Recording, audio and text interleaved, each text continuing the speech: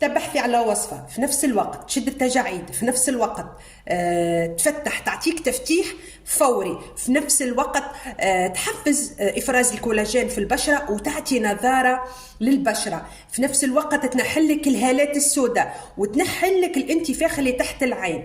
اليوم راح نعطيك وصفة. البنات ديما يقولوا لي اعطينا وصفة نعالجوا بها مشاكل البشرة وتكون نفس الوصفة، ما عندناش الطاقة باش نحضروا زوز وثلاثة وصفات.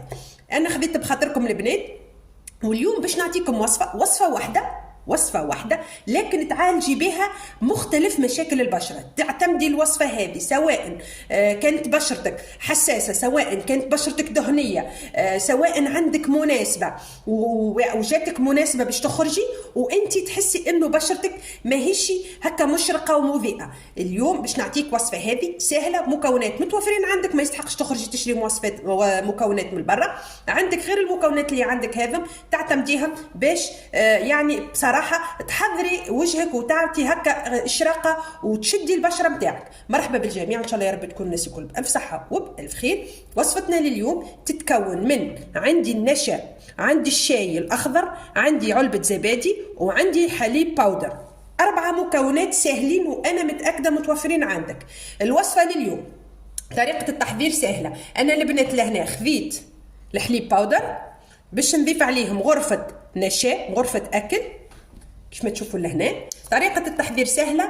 إذا عندك مثلا مناسبة آخر الأسبوع تنجمي تطبقي الوصفة مرتين في النهار، مرة الصباح مرة العشية، إذا كنت يعني تحبي تستعجلي.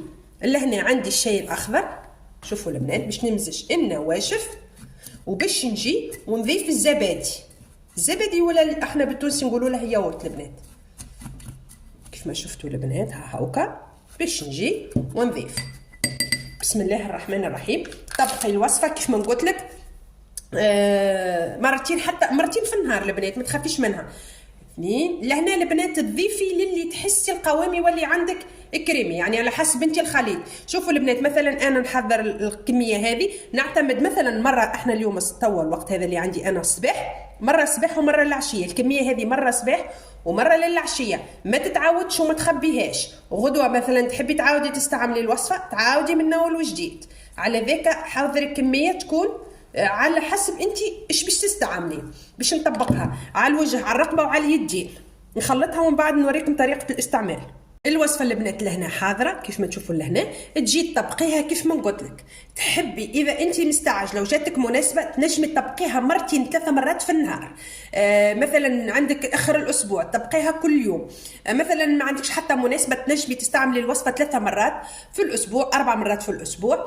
لهنا البنات حاجه واحده تخليها للي تحسي البشره نتاعك تجف، يعني ممكن تبقى 30 دقيقه، ممكن تبقى اكثر، ممكن تبقى اقل، على حسب اذا كنت في منطقه تكون فيها دنيا سخونه والا لا.